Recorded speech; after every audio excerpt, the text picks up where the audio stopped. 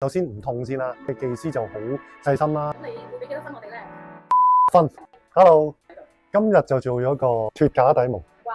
係啊，冇試過出邊脫。平時我係攞啲即係我有個剃毛器自己喺屋企剃嘅，一個零禮拜有啲毛毛飆出嚟咯。本身男士好似有體味咧，我都好注重清潔嘅，所以我一定要清乾淨啲。同埋尤其是我中意做運動啦，咁你着背心咧，舉起隻手見到有毛又唔係咁好嘅。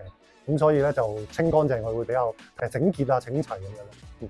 我覺得就永久做好啲嘅，因為本身呢個位好易有細菌，係有味啦。通常因為依家夏天咧，因為喺啲室內環境咧，如果有味嘅話，好容易令到人有唔舒服啊。最驚影響到人嘅，即係唔係淨係自己啦，都要顧及別人嘅感受。所以清潔咗都係即係自己應該盡嘅責任。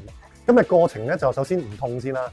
係啦，因為通常脫毛最驚會痛嘅，做嘅過程嘅技師就好細心啦，即係逐個步驟跟住可以即係搽翻啲膏啊，跟住然之後就關心下你，問下有咩感覺啊，或者痛唔痛啊，會有咩異帶有冇吉啊，呢啲都會有互動啦。因為我係唔怕痛嘅，咁但係可能有其他人會怕痛嘅話咧，就可能會因應翻佢嘅程度以調翻強度。沖涼嘅時候咧，就唔好用太熱嘅水啦，唔好用嗰啲鹼液去沖洗去住。咁你會俾幾多分我哋咧10分，絕對會推薦翻去俾我嘅身邊嘅朋友嘅。多謝。係，thank you。